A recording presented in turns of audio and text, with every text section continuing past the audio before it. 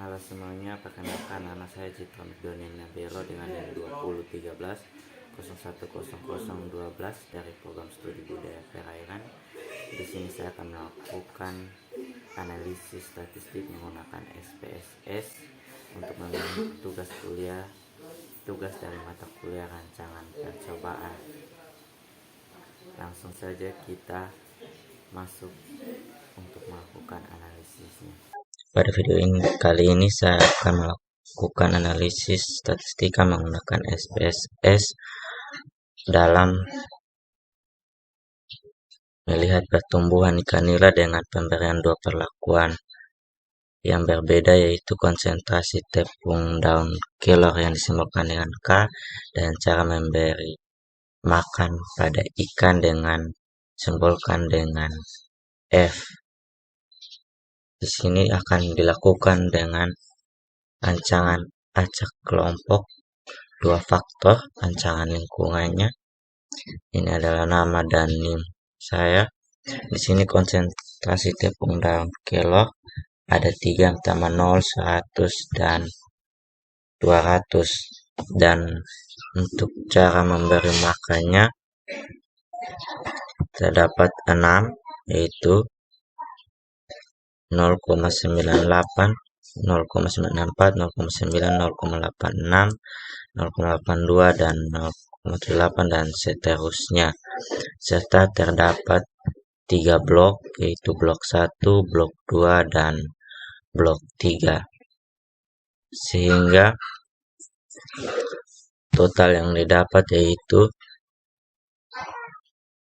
3 konsentrasi tepung daun kelor dikali dengan 6 cara memberi makan, yaitu 3 kali 6 18 dan 6 kali dilakukan dalam blok sebagai pengganti ulangan, yaitu 3 kali, sehingga 3 kali 6 18 dan 18 kali 3 sama dengan 54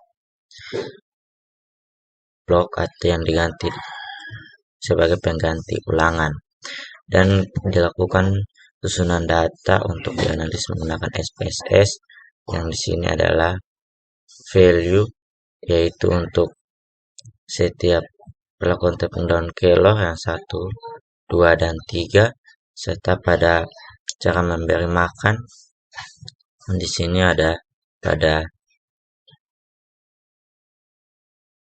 F, yaitu F1, F2, F3 sampai 6 kali, karena ada 6 kali pada bagian cara memberi makan, serta pada bloknya ada 3 kali. Jadi 6 ditulis sebanyak cara memberi makan atau F ditulis dalam 6 kali dan diulang sebanyak 6 kali. Dan ini saya sudah susun untuk susunan data SPSS di bagian sini. Lalu kita masuk pada aplikasi.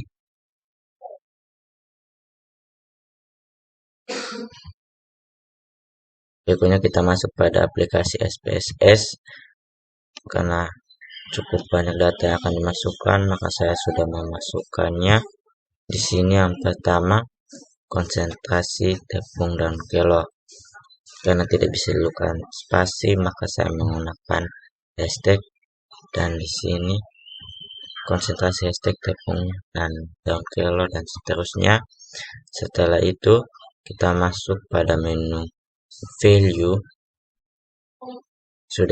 Saya sudah mengisinya dengan pada bagian value 1 labelnya K1, karena ada 3 kali untuk konsentrasi tepung daun kelor,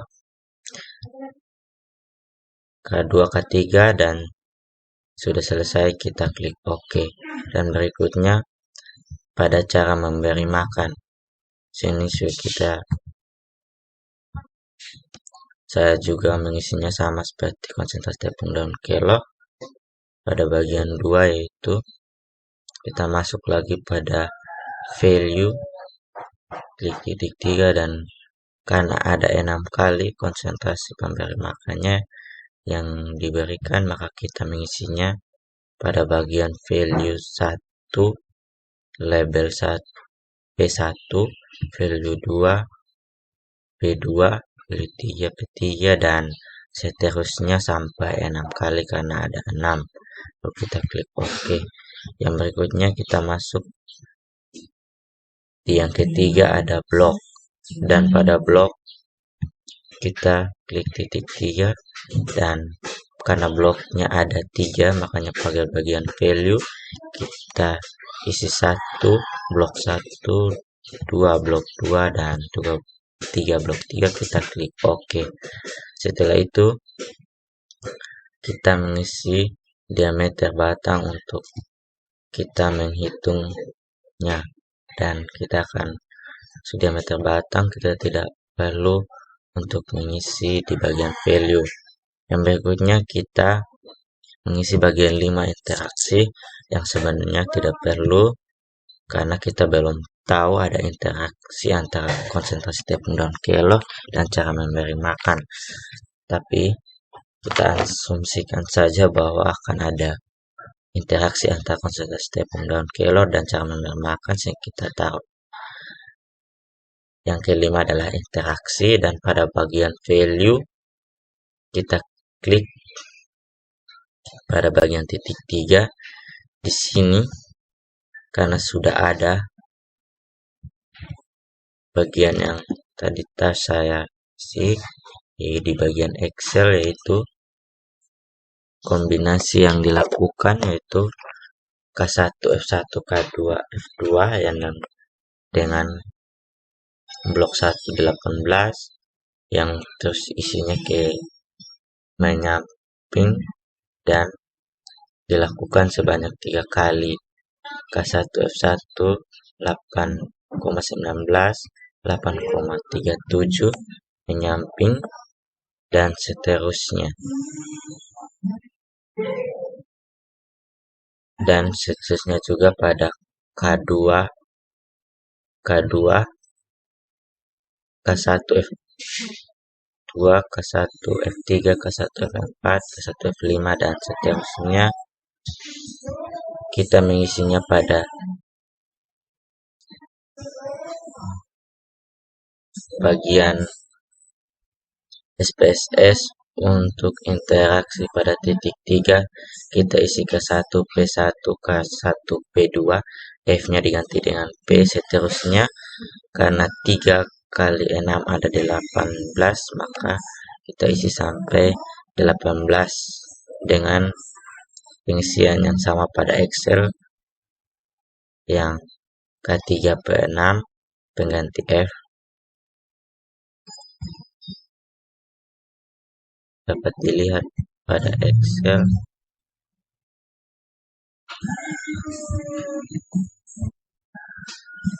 K3 F6. Oke, dan berikutnya kita klik OK. Selanjutnya kita masuk pada data view. Pada data view kita mengisi hal yang sama secara manual karena konsentrasi tepung daun kelornya dilakukan secara 18 kali, makanya kita tulis satunya ada 18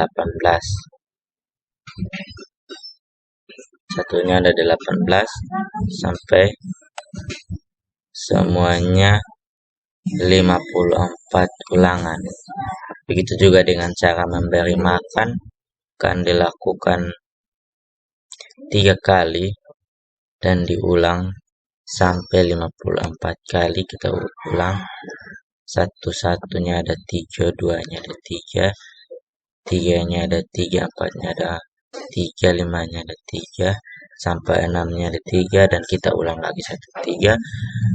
Dan itu adalah cara memberi makan. Kolom memberi makan kita isi, dan pada kolom blok karena 3 ada 3 blok, dan setiap perlakuan diberikan 3 blok, dan akhirnya setiap blok diulang 1 2 1 2 sampai 3. Pada cara memberi makan ada 3, 1 2 sampai 3 dan 1 2 sampai 3 dan ulang sampai 54 blok.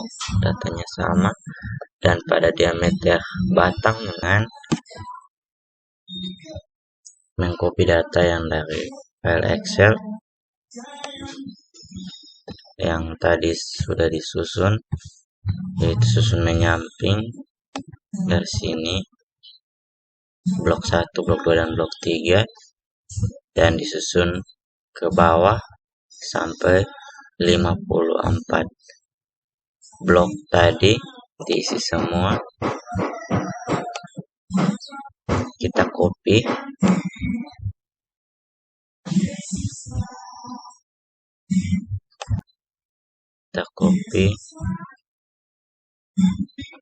sampai data 54, lalu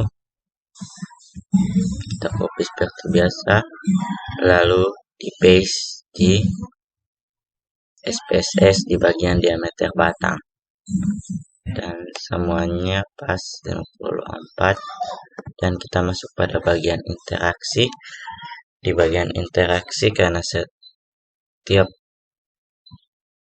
konsentrasi tepung daun kelor ada 3 dikali dengan 6, cara pemberian pakan menjadi 18 dan semuanya ada 18 dan diulang dalam 3 kali atau bloknya ada 3, jadi semua diulang 3 kali. Yang pertama 1 ada 3, 2 ada 3, 3 ada 3 dan sampai pada 18 dilakukan 3 kali. Ulangannya bloknya ada 3. Setelah semua kolom terisi pada data view,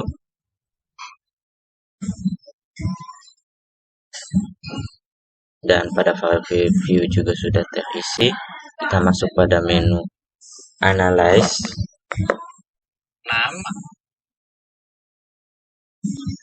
Pada menu analyze kita pilih general,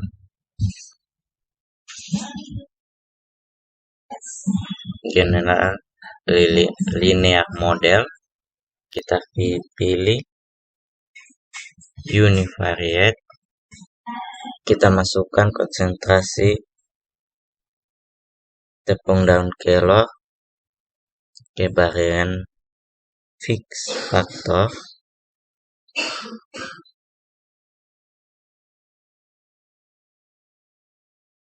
tepung daun kelor kita masukkan ke bagian fix factor dan juga dengan cara memberi makan kita masukkan ke dalam fix factor. Selanjutnya itu kita masuk diameter batang di dependent variable dan blok kita masukkan di random factor. Kalau interaksi kita tidak perlu memasukkannya ke dalam, kecuali kita melakukan uji lanjut atau ada interaksi baru kita masukkannya. Lanjut kita masuk pada menu model, kita pilih custom, lalu bagian konsentrasi tepung dan kelor kita masukkan di kolom model. Itu dengan cara memberi makan kita masukkan kolom model. Selanjutnya itu kita klik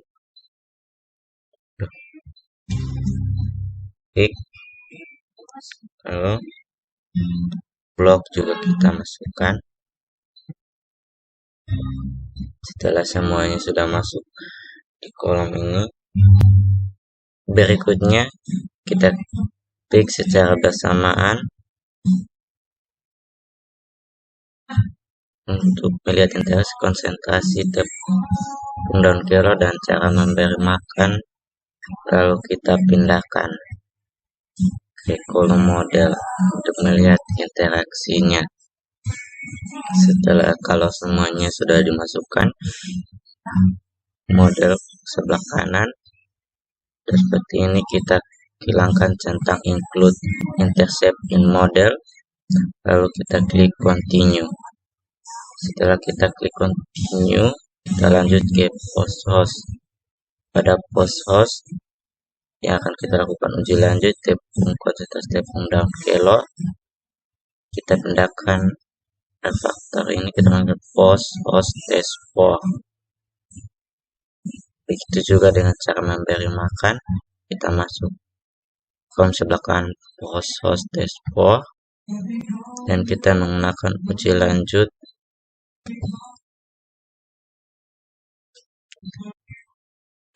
Duncan. Kita menggunakan uji lanjut Duncan, lalu kita klik continue. Setelah itu kita pada bagian options untuk faktor and faktor interaction, dan ini adalah kolom display means for. Kita masukkan konsentrasi pupuk, konsentrasi daun kelo, kita masukkan ke display main for. Selanjutnya cara memberi makan, kita masukkan juga ke display main for, dan konsentrasi memberi makan, cara memberi makan dan konsentrasi tepung daun kelo kita masukkan juga ke display main for, lalu kita centang pada bagian deskriptif statistik.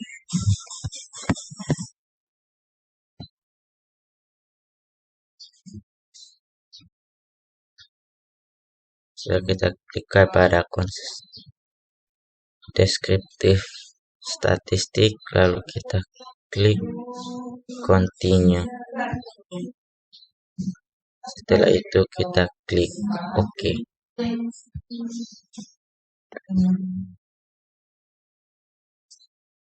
Maka hasil analisisnya sudah muncul seperti ini, masih dalam proses.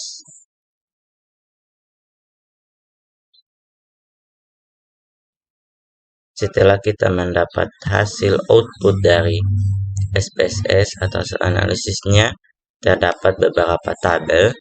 Namun yang mendapat perhatian dari tabel-tabel ini adalah pada bagian test of between subject effects, dan di sini adalah independent variable diameter batang sebagai parameter yang digunakan untuk menganalisis. Dan yang kita lihat yang paling pertama adalah konsentrasi tepung daun kelo interaksinya dengan cara memberi makan. Kita lihat di sini pada bagian signifikansi atau sig di sini 0,03, yaitu di bawah atau 3/1000, lebih kecil dari tabel 0,05 atau 5%.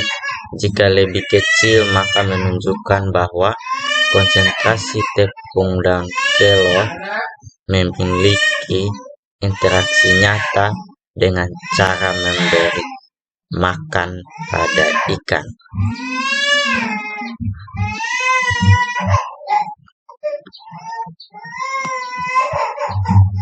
Dapat disimpulkan bahwa konsentrasi tepung daun kelo memiliki interaksi nyata dengan cara memberi makan.